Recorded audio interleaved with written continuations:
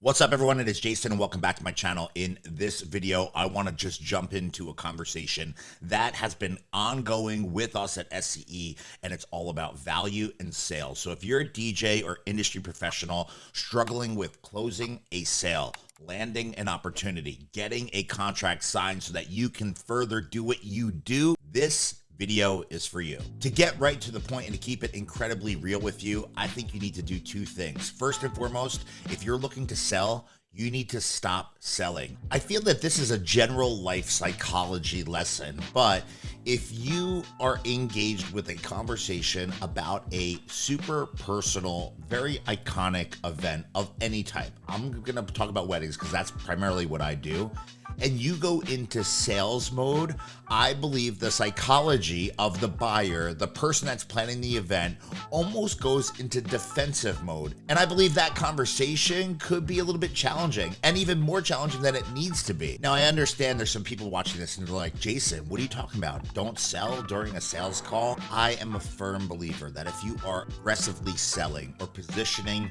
whatever message you're giving to someone that's interested in taking the time to meet with you to discuss the things that you offer for their upcoming celebration, you are going about it wrong. They opted into this conversation. They got on the phone. They got on Zoom. They've traveled to your office or met you at Starbucks or however you operate your business. That means they've probably already qualified you. They've reviewed your website, your Instagram, your Facebook, your YouTube. They've looked at content or were recommended to you by someone that they know that experienced what you do, and you can't lose sight of that. If you want to stack the deck in your favor to land this opportunity of working for the people that are considering you for the event, stop selling so aggressively. Stop. That's the first point. And two, you need to focus on value, not the stuff that you bring to an event. Stop talking about the awards that you've received that everyone else in your category has received. Stop talking about the number of songs in your music library. Stop talking about state of the art this or that or whatever descriptive that everyone else uses. No one gives a shit, pardon me, about the combined years of experience your company has as a whole. It just makes you look like a dinosaur. Keep in mind, the age group of the people that you are talking to is relative in this conversation, and it's awesome that you have 375 combined years of experience in the industry for the event that they're planning, but that is not going to earn the sale. I think talking about how long you've been doing this can be intimidating to someone on the receiving end of the conversation. Keep in mind, if the couple that's planning the event that you are trying to get is 25 or 28 or 32, and you come to them and say, I've been DJing for 15 years or I've been DJing for 35 years, that might be as old as they are. When you started doing this, they might have been an infant or a toddler or a child. And I think it is important to say you've got plenty of experience. You've been doing it for a long time, but don't use numbers because I think that can hurt you, not help you in the conversation. If you find yourself doing this, try to focus on the why you do what you do, not the duration of how long you've done what you do. And start engaging in an authentic conversation that presents value of who you are and what you do. In my honest opinion, value means so much more than the stuff in a conversation regarding services for any vertical within the event industry. To extend that thought, I think it is also so incredibly important that you present your value in a way that connects to the pain points, the struggle, or the reason why you're having the conversation in the first place. This might sound unorthodox to a lot of people, especially people that offer package pricing. And by the way, I hate package pricing. Check out this video right here if you want to see my thoughts on package pricing. But package pricing sucks for a number of different reasons. I'm going to be honest with you. I do not have a problem selling myself, and my team at SE does not have a problem selling themselves to people considering our company for their upcoming special event. I think the formula dials down to two main ingredients. First and foremost, giving people options. Second, presenting value. I think it is so important to present value in a way that compels and connects to people on an emotional level, but also on a service level. You have to keep in mind, this is a business arrangement out of necessity. They are planning an event, and you are someone that offers a service that is needed for that event. Keep that in mind. So pay attention to what they're saying and do your best to connect with them on a personal level as much as possible. Keep this in mind. People do business with who they like. They also will be willing to spend more money with people they like than people they don't connect with.